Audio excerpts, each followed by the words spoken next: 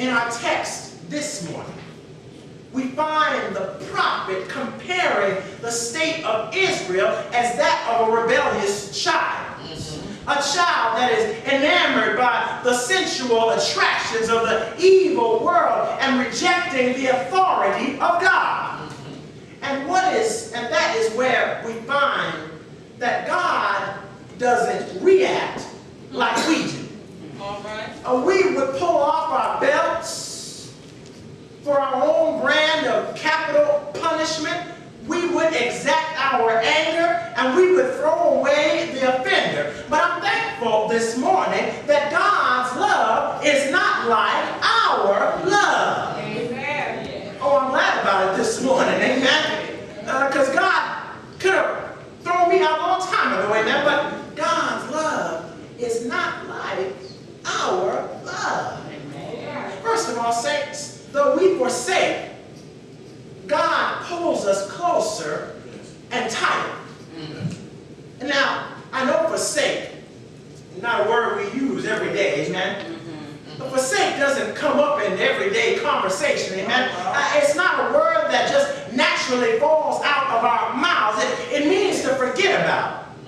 But not like forgetting that you need to be at work an hour earlier for a staff meeting, amen? Or forgetting when you get to the store that you're out of eggs and you need to go back to the store once you get home. I'm not talking about that type of forgetting, amen?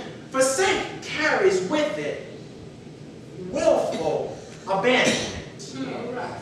Yeah. You could have done it, but you decided to do something else. You could have devoted your time this way, but you decided to devote your time that way. You knew you were supposed to do one thing and exerted your free will over your life to do the thing you knew you weren't supposed to do. We weren't supposed to bow down to God, and instead we gave way to what others said that we should have been doing. Amen? We were supposed to be bowing to God, but instead we gave what belongs to God to something or somebody else. All right. Help us this morning, amen? In our text this morning, there is poignant sadness in verse number 2. The more I called them, the more they went from me. As the people continue to worship the Canaanite fertility god Baal, amen, a sense of anguish, of this deep betrayal, of a deeper love preserves this message. Can't you just see our love, Lord? While we were at our lowest point, crying out for relief from what we thought was an impossible situation, God heard our desperate cry. All right. I'm glad God heard it, amen? God heard our desperate cry and lifted us up out of the rough and tough situations we were in.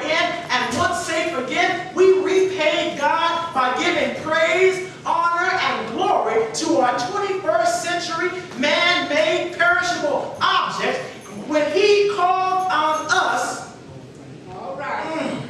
to give praise to Him. Wow. I'm glad this morning that God didn't do like we do. I'm glad this morning that God didn't treat us like we treat God. I'm glad today that God didn't forsake us the way we sometimes forsake God.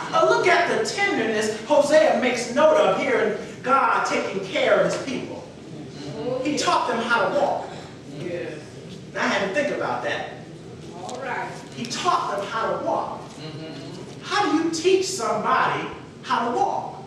All right. Well, the first thing you do is you take the child's hand and you lead them. And they're doing this, and you holding their hand, and they're leading them. And then they get a little bit strong, and they can walk a little bit by themselves. But, you give them some encouragement. Amen. Come on, baby. You can make it. Come on to daddy. Come on to mommy. Come on and walk. You know how we do when we're trying to get somebody to learn how to walk. And they grab on this stuff, and they can walk a little bit on